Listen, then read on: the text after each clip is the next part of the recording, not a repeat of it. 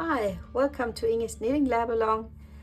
As you can see here, I'm running out of yarn and it's time for me to shift to a new bullet skein while making this lacy cable tee. So in this episode, I will show you how to shift to a new bullet skein when using a plant fiber yarn. As always, two things are very important when you shift a yarn ball. It has to be invisible and it has to be durable, that is secure, so that you see no stretches, no gaps, no unraveling, no sliding apart. So if you have seen how I shift to a new bullet skein in the tree trunk sweater using a woolen yarn, I guess it was episode 5 on the other channel, then it's almost the same, my method, with a small twist in the end. And I will show you why. It is a bit more tricky than shifting to a yarn ball with a woolen yarn. As usual, let's get an overview. There are many different methods out there how to change to a yarn ball. In this episode, I will show you differences between different methods and how come I ended up using kind of a hybrid of all of them, making my own method. So let me start showing you a test piece of mine so you can see with your own eyes differences between different methods. Here's the test piece, and we will look at 3 different spots here with 3 different methods, and I will show you how come I rejected all 3 of them when we look at the result and the success criteria being invisible and durable, that is secure. And I must say, if you want to challenge yourself getting invisibility, just use a white or very light yarn and a large gauge. Then it is actually very hard to obtain these success criteria and get an even result. So let's look at this one. Let me show you the first method, which we see over here. We will look at it closer in a second. This is the most easy one. You just grab the new yarn ball and add the 2 strands together and start or continue knitting.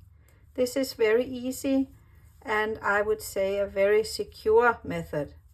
However, what about the other success criteria with the invisibility? Because this yarn here has a ply of 6, and when I use both strands, it gets me 12 plies. So it's thicker now.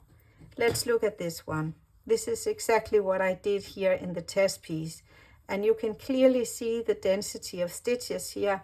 And as I have worked a large gauge here, it is kind of see-through. I hope you can see it, that this is not the best method if you want an invisible joint here. However, when it comes to security, I think it's very nice. Let me show you a second method. Okay, it didn't look so nice when I grabbed both yarns at once, so now I will just leave the old working yarn hanging here and just start the new yarn ball.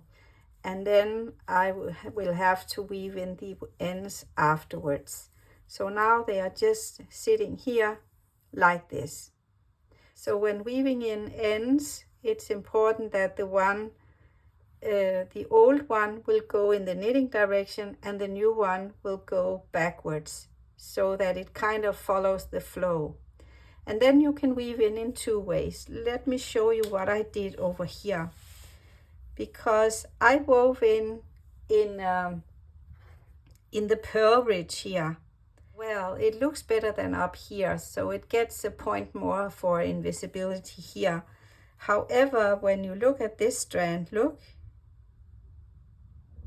how easily, when I'm just stretching my knitwear, that it can slide apart. So unfortunately, I have to give it a thumbs down, this method, due to the other success criteria. Let's have a look at the other side here. Yeah, you see it's less much less visible than the other one, but as I use the method of just weaving in ends in the purl ridge, that is only use one row, it looks different than the other knitted rows. So I could have improved this one by weaving in ends using 2 rows and following the stitch. Let me show you. So we go from the purl bump and up here to the second row and down again, in here, up here, and follow the stitch. Then it would have looked a bit better and also been more secure, I would say. But yeah, rejection. So let me move on to the third method over here. So here I have tied a knot. So it's in order for improving the invisibility. Now it's only in one spot here, and certainly also to improve the durability or having it more secure. So let's look at the front side. Yeah, you can hardly see it. However, sometimes this knot pops out on the front side, not looking good, I would say, and sometimes it pops out on the back side. And I have tried to do different things here, work this stitch tighter and so on, but it is hard, at least to me. But I must say it really gets a thumbs up for security, because this has never unraveled for me or slided apart or anything. It is really good. Let me show you how you do it. So if you are sailing, you know this knot. So you take the 2 ends here and just twist them like this. And now this is on top here, so you need this end to go inside. So you see the loops here, the loop here going underneath inside this one, and then you just pull. And look, it goes absolutely nowhere, I can tell you. It is very, very tight. So now you just cut the ends here as close to the knot as possible. I must say, when I did this the first times, I was a bit scared that this would slide away. But I can tell you it hasn't, and I've worn this one a lot of times, even with the flaws, because this was one of my first projects as a new beginner knitter. And you have to be proud of your progress, right? So it is, you can of course feel it, and you can cut the yarn here a bit better than I did, but still you will feel the knot here. So I eventually also rejected this method. Let me show you now my method. So if you have seen the woolen method in my episode 5, doing the tree trunk sweater, the first part of it is the same.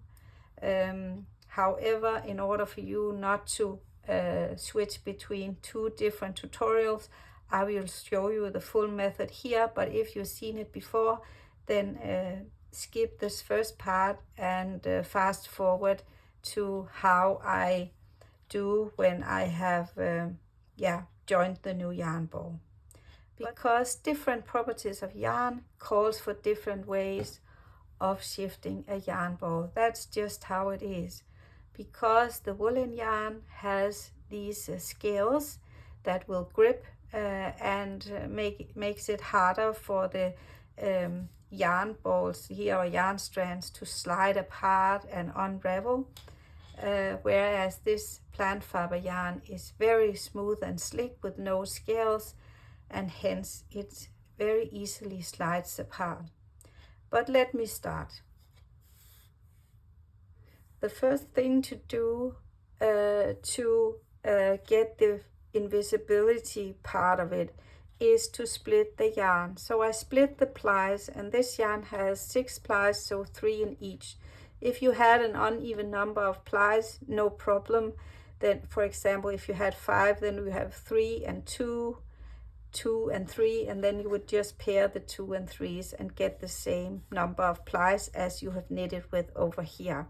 So this one solves the invisibility checkpoint or success criteria. And the second one, to ensure security, is to knit it into the knitwear. So this is what we will do. So the old working yarn here, I leave this one strand over here, and I will start knitting with the other half. The new yarn ball here, again, I will leave one half of it be and not knitting with it, however knitting with this one.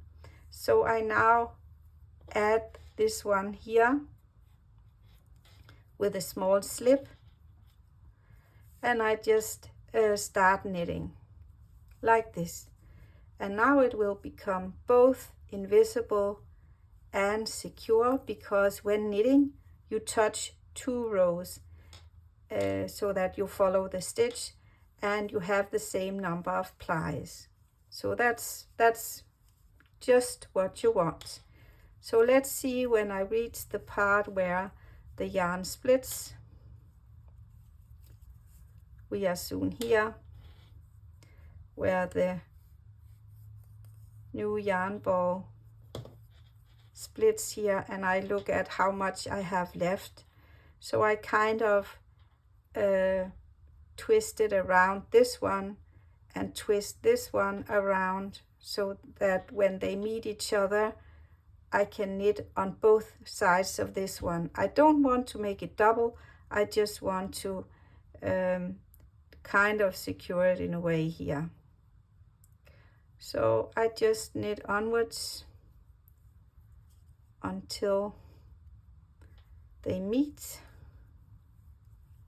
So here I have the last one with the old. So now I continue only using the new strand, and you can see I have the old one here.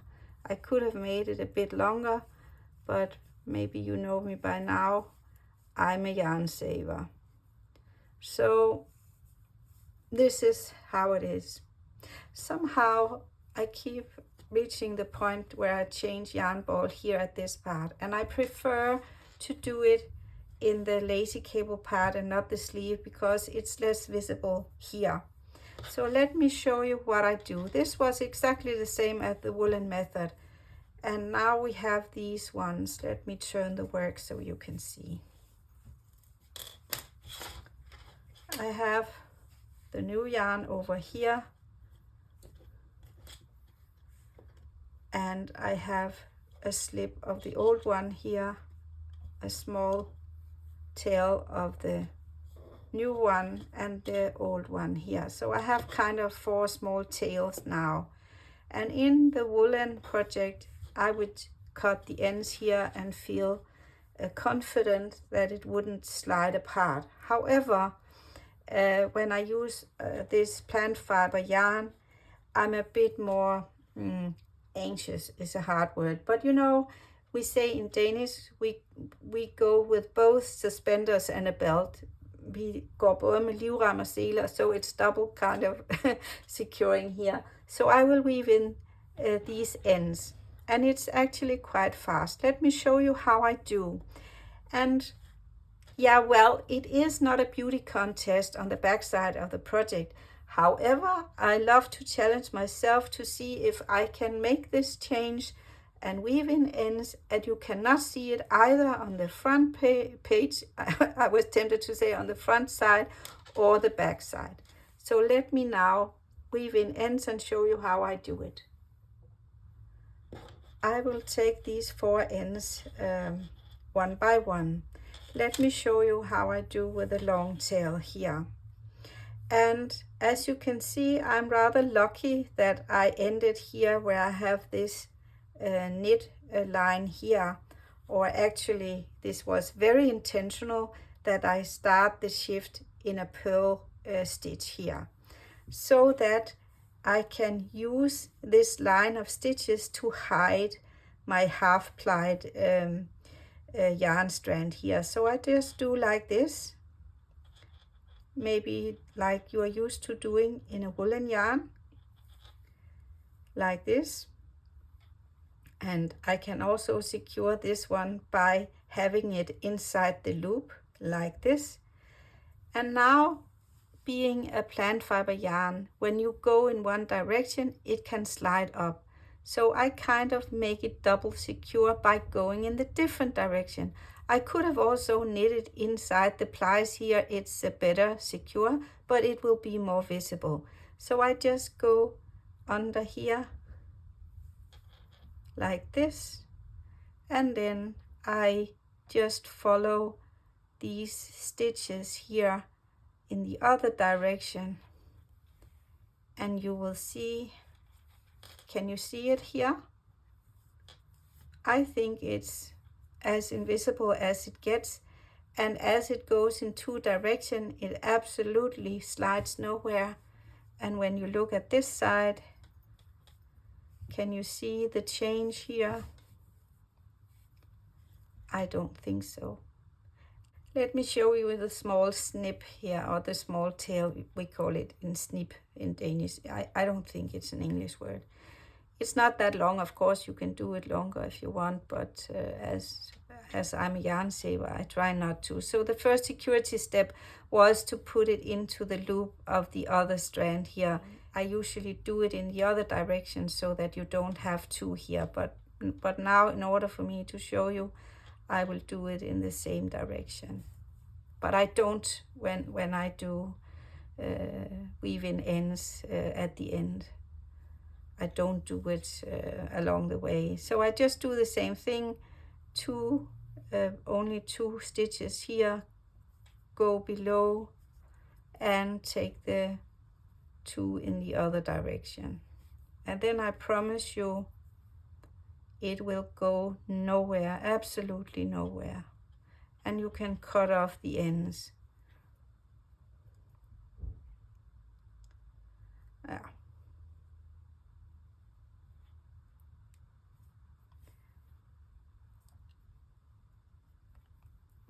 Like this. So let's look at the result. I can cut now.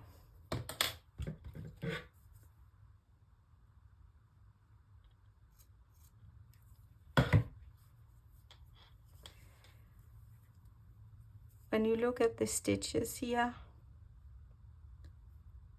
do you see it? It's not that visible, is it? And when you look here on the other side, not really. Let's look at one of the finished tees so you can see how it looks when it's blocked. Yeah, here you see my white challenge piece and the joints that I've made.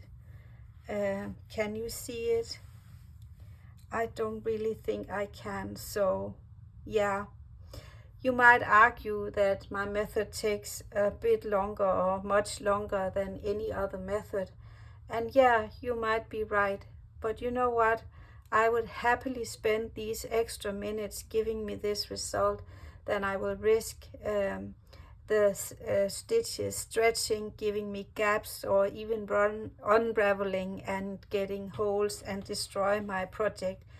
Because if I've spent days and weeks doing this tee, these minutes is nothing to give me what I think would give me a more professional look than if I wear this with these things here. Yeah, well, I will excuse myself. This was one of my first knits and I'm still learning, and which leads me to asking you, which are your favorite method when it comes to plant fiber yarn, and how you are doing it to get the invisibility and security of the yarn. I am so eager to learn more ways, but until then I will do like this, and yeah, you see here, this is how it looks. So Rajan over from Inge's Knitting Lab along here. Happy knitting and have fun with your project. Bye bye.